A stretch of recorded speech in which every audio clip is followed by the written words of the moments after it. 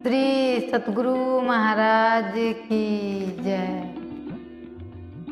आप अभी जगे हुए हैं, बाहर की वस्तुओं को देखते हैं। आप सो जाएं, स्वप्न में आ जाएं तो वे ही सभी चीजें जानने में आएगी जो आपने जगने की अवस्था में देखी है। जगने में और सपनाने में बुद्धि चुप नहीं होती और मन भी चुप नहीं होता है। इससे आगे आप बढ़ते हैं, गहरी नींद में जाते हैं तो बाहर की सभी चीजें भूल जाते हैं। आपको कोई ज्ञान नहीं रहता है। जगने पर इतना मालूम होता है कि बहुत नींद से सोया।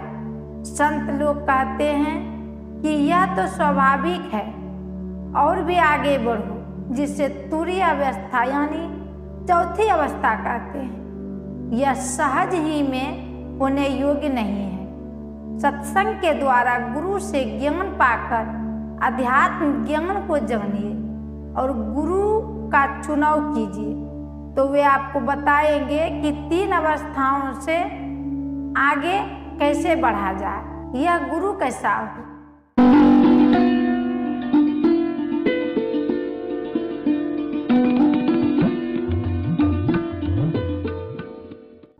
यह बात निर्विवाद है कि शांति बाहर की चीजों में नहीं है। शांति असल में अपने अंदर में है। मन शांत है, बुद्धि शांत है तो शांति है। मन में संकल्प विकल्प होता रहता है, बुद्धि में तर्क वितर्क होता रहता है। इन दोनों को चुप कर दो, लेकिन मन बुद्धि ये दोनों शरीर के ऊपर लगे हुए नहीं हैं, शरीर के अंदर हैं। इन दोनों को चुप कर दो, यह कोई आसान काम नहीं, कठिन काम है। आप अभी जगे हुए हैं, बाहर की वस्तुओं को देखते हैं। आप सो जाएं, स्वप्न में आ जाएं तो वे ही सभी चीजें जागने में आएगी जो आपने जागने की अवस्था में देखी है। जागने में और सपनाने में बुद्धि चुप नहीं होती और मन भी चुप नहीं होता है। इससे आगे आप बढ़ते हैं, गहरी नींद में जाते हैं तो बाहर की सब चीजें भूल जाते हैं। आपको कोई ज्ञान नहीं रहता है। जागने पर इतना मालूम होता है कि बहुत नींद से सोया। संत लोग कहते हैं कि यह तो स्वाभाविक है और भी आगे बढ़ो, जिसे तुरीय अवस्था यानी चौथी अवस्था कहते हैं। यह सहज ही में होने योग्य नहीं है। सत्संग के द्वारा गुरु से ज्ञान पाकर अध्यात्म ज्ञान को जानिए और गुरु का चुनाव कीजिए तो वे आपको बताएंगे कि 3 अवस्थाओं से आगे कैसे बढ़ा जाए, यह गुरु कैसा हो। ज्ञान कहे अज्ञान बिनु, तम बिनु कहे प्रकाश, निर्गुण कहे सो सगुण बिनु, स्व गुरु तुलसीदास।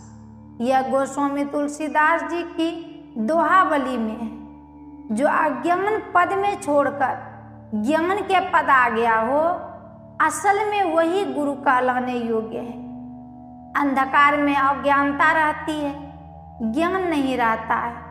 जहाँ अंधकार है वहाँ कौन कौन बैठे हैं पता नहीं लगता। साधक कुछ ऐसा साधन करता है जिससे अंधकार से प्रकाश में जाता है। अंदर में प्रकाश नहीं है तो आंख में रोशनी कहाँ से आती है। यह कहिए कि बाहर की रोशनी देखने से आंख में रोशनी आती है, तो यह बात ठीक नहीं है। अपने अंदर में जो प्रकाश है उसमें जो रहता है वह ज्ञान में रहता है। अंधकार में रहने वाला ज्ञान की बात नहीं जान सकता है। मैंने पहले ही गुरु की वंदना की है। बंदो गुरुपद कंज, कृपा सिंधु नर रूप हरि, महामोह तम पुंज, जासु वचन रवि कर निकर। जिनका वचन सूर्य किरण के समान मोह रूपी अंधकार को दूर करे, ऐसे कृपालु गुरु नर रूप में हरि होते हैं। ऐसा ही गुरु चाहिए और सत्संग भी चाहिए। गुरु से सीखना चाहिए कि क्या करे, क्या साधन करे।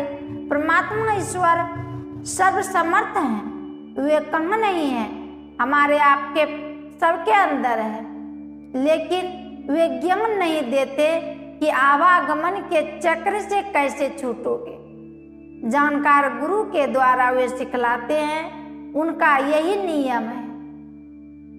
जो सौ चंदा उगा वही सूरज चढ़ई हजार, आयते चानन होइदा गुरु बिनु घोर अंधार। यह गुरु नानक देव जी कहते हैं। 100 चंद्रमा उग जाए, हजारों सूर्य बाहर में उग जाए, लेकिन बिना गुरु के अंदर में अंधकार ही रहेगा। इसीलिए गुरु की आवश्यकता गुरु नानक साहब बतलाते हैं। गोस्वामी तुलसीदास जी कहते हैं, जब तक गुरु नहीं तब तक तुम्हारे अंदर प्रकाश नहीं और भावसागर से उद्धार नहीं। जितने विद्यालय हैं सब में किताबें रख दीजिए, कोई अध्यापक नहीं रहे तो छात्रों को क्या ज्ञान होगा।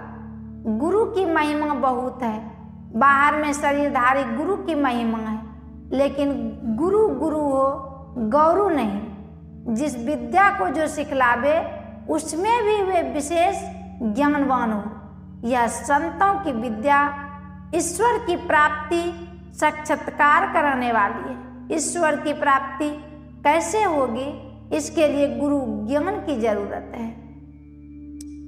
ईश्वर पाने के लिए बाहर कहीं जाने की जरूरत नहीं है। भगवान श्री राम ने वाल्मीकि से पूछा था कि मैं कहाँ रहूं। वाल्मीकि जी ने कहा कि आप कहाँ नहीं हैं सो कहिए। वाल्मीकि जी के सामने प्रत्यक्ष रूप में भगवान श्री राम मौजूद थे, फिर भी वे कहते हैं, राम स्वरूप तुम्हार, वचन अगोचर बुद्धि पर अभिगत अकत अपार, नेति नेति निगम का। सर्वव्यापक तत्व को यहाँ स्वरूप कहा है। जो आप स्वयं हैं वही आपका स्वरूप है।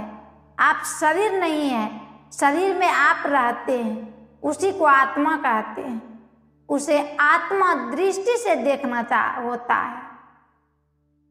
जो आत्मा दृष्टि का अभ्यास करता है तब उसको आत्मदर्शन होता है, तभी परमात्मा दर्शन भी होता है। यही संत लोग बतलाते हैं। रामचरितमानस के उत्तर कांड में गोस्वामी तुलसीदास जी लिखते हैं, नर्तन भव बारिधि कह बेरो, संसार सागर को पार करने के लिए मनुष्य शरीर नाव है। बेड़ा मनुष्य शरीर पाकर ईश्वर भजन कीजिए, सत्संग कीजिए। और एक बात जो गुरु नानक देव जी महाराज ने कहा है उसे भी याद रखिए, सूचय भाड़े साचु समावे बिरलय सूचाचारी।